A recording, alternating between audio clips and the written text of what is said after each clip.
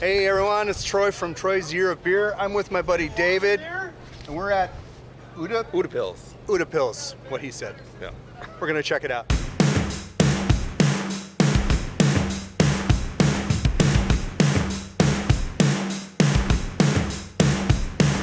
What'd you get there, David? I got their Fest meal. Their receptional German Fest beer. Okay. What that is, I have no idea. Now I've had a few of their beers. I've had their alts. No. I've never had it on tap. Yeah. This is the Broom Stacker? Yeah. Yeah, it's a red lager. Great. So I'm usually more of a red ale guy, Okay. but I'm finding that I kind of like anything that's red. Really? Yeah, like wine, Sure. you know. Me. So we've been friends for like ever. Right. We're in a band Right. for a number of years. Long time. Long time. And we have a lot in common. We were neighbors, like Right. next door neighbors. That was awesome. We met at church, Right. so we have that faith thing in common. Yep. We got 2 smoking hot wives. Oh, that's awesome. I got 2 girls, you have 3 girls. Yeah, a lot of girls. Yep, a lot of girls. Yeah, we love beer. Cheers. Salute. Yeah. Do you remember your first craft beer? Yeah. A friend of mine from England made his own beer right in the basement. Okay. In fact, Simon Widdowson, he's over in France playing music there now, would make his own beer and have it in the closet. and at the time, back in the 80s, it was like, what are you doing? Right. You know, that was really foreign and strange to us. Sure. So, yeah, that was probably my first experience. I'm here with Dan. You're the owner of this joint. I am the owner, founder, president, guy who does whatever it takes. All right, first things first, Yes. the name. Utepils. Utepils. It's an emotion that we don't have a word for in English. We know the emotion, but the Norwegians actually created a word for it. And so it's the excitement to enjoy your first beer outside in the sunshine after a long, cold, dark, dreary winter. Wow. So heavy when you got your nose pressed to the glass in February going, God, I wish I was out there having a beer and the grass between my toes, and yeah, you're experiencing the emotion of Utepils at that moment. That's awesome. So we just give you a beer. We thought that excitement about enjoying a beer was a thing. Tell me your beer story. My beer story. What's my beer story? I don't know what that even means. I mean, I don't know how much hard drive space we have. So ended up getting into craft beer a long time ago, 2004. Bought into an interest, half ownership with Wine Park Brewing Company over in St. Paul. Okay. Due to being probably the 3rd brewery in the state to have growlers, I ended up on the Craft Brewers Guild. For some strange reason, I got elected to the board. Wow. Ended up being on the board for 8 years, serving as vice president 2 years and president 1 year. Got to know everybody in the Minnesota nascent craft beer industry. Thought there was something big coming down the road and wanted to take advantage of it. Wow. So left Vine Park, sold my interest to my partner, and came in to start Utepils. That's wild. So what's your focus here? I mean, I know a lot of breweries have different styles, all that kind of stuff. I'm assuming it's more European style. You're right. We're what somebody called a neo-traditionalist. Okay. So what we do is we make classic beer styles. We make them amazingly good, and we make them fresh. And we focus on the fact that we've had a really large sample population base of about 1.5 billion people for 200 years saying Pilsners are good. Let's make a really good Pilsner. It makes people happy. Right. Bavarian Hefeweizen, it's been brewed for about 400 years. Wow. Makes a lot of people happy. There's something about it that's right. Let's just do a really good one. Yeah. And give it to people as it's supposed to be, fresh. So do you avoid like passion fruit and watermelon and is that? What are those? Right. What are those for? Those are for your breakfast and dessert. Sorry. Jacked it up there. Sorry. Guess he's cutting me off there, just yanked it right out. And they're like, how can he say those things? Dang it. Okay, here we go. All right.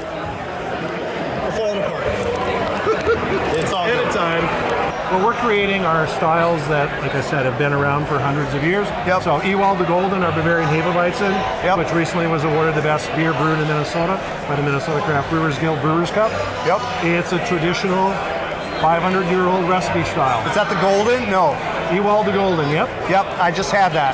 Big, beautiful, sexy looking And glass. I didn't think I liked Hefeweizen. And?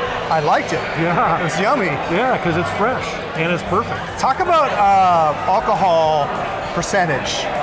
Do you worry about like we got to keep this lower? Or I mean, I know like some people are trending to do a little bit lower alcohol. Sure. No, that's right where we are. That's our wheelhouse. So we have one beer up there that comes out in the wintertime. That's Quadriga. It's a Belgian quad. Okay. But that's an outlier. All of our beers are in the 4 to 5.5. We've got a couple IPAs that pop up into 6. Okay. But we want sessionable beers. We want to sell beers where people are going to drink 1, 2, 3. Yeah. Not a little sipper of Still be able to find their car. more than find their car and get home safe. Yeah, make it down that ramp. That's right. That's right.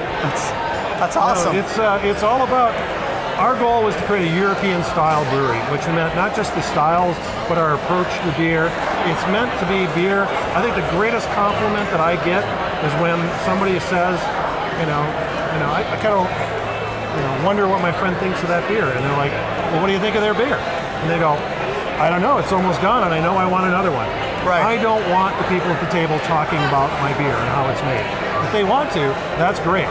But I think there's much more interesting things in life. Your next vacation, the fight you got in with your wife, what you're going to do, go fishing.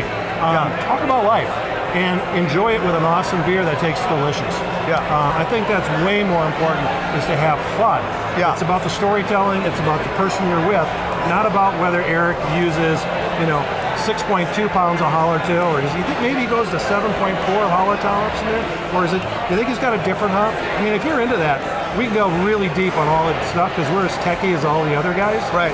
We just don't think it's important for you as the consumer to do that. We think it's important for us to deliver quality and to deliver deliciousness. Yeah. And that's what I use that word a lot because I really think we're exiting the craft beer era. Okay. And we need to be in the delicious beer area. That was my next question. What do you think the future holds? The future is you need to make people happy with your product. Okay? I mean, if you're happy because I have solar energy on my roof, if you're happy because I'm your local brewer, if you're happy for all kinds of different reasons, that's great.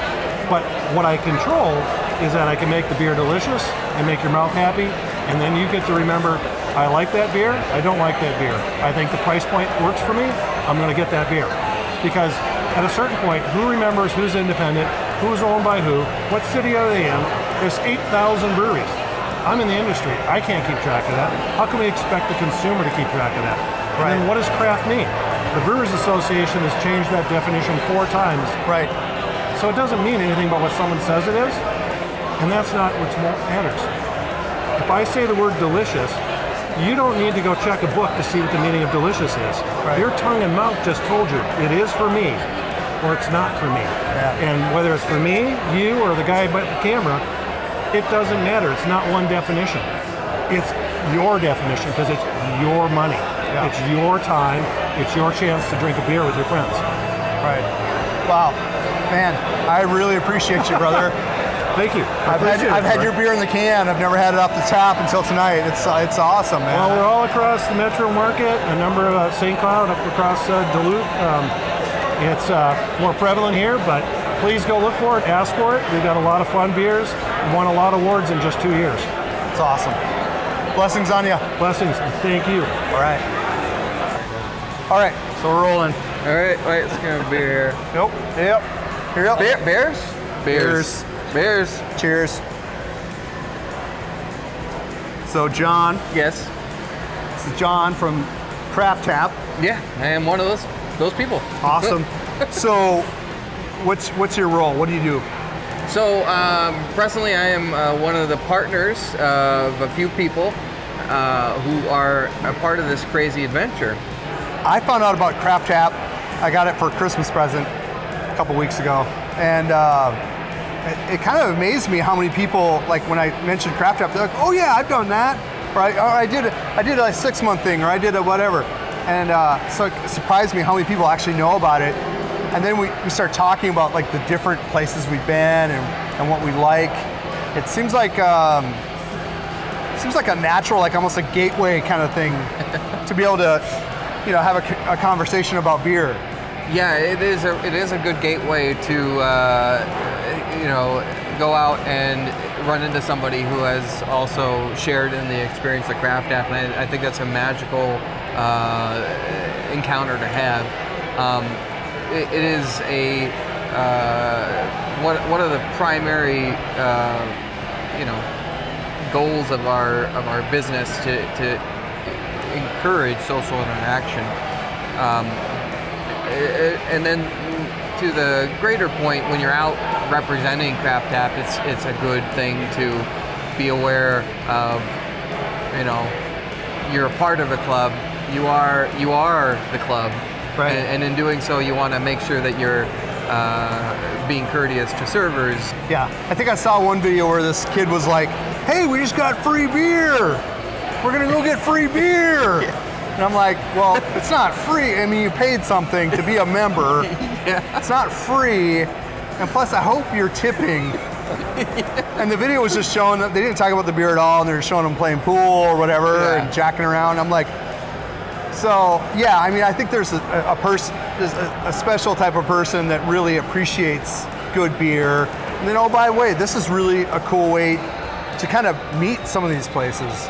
I mean, it's a very, I know the breweries around my house, and I've been there several times, and I know their names, and it's a local thing, it's a very personal thing.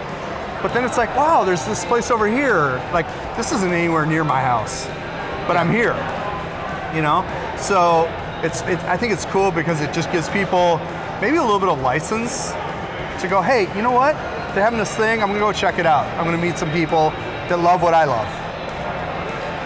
I couldn't have said it better, and it just means that we want you to feel like you have a friend in the craft, wherever you're going, in the craft beer industry, like when you have a local spot you go to and it's a cheersy it's thing. Like Norm! No, exactly. Yeah, you see where I'm going with this. We want, wherever you go, Craft Tap partners, Craft Tap members, you're a family. Right. And just like the craft beer industry represents themselves to support one another when they really, if they call on one another, they're not in competition. They're all working towards a common goal.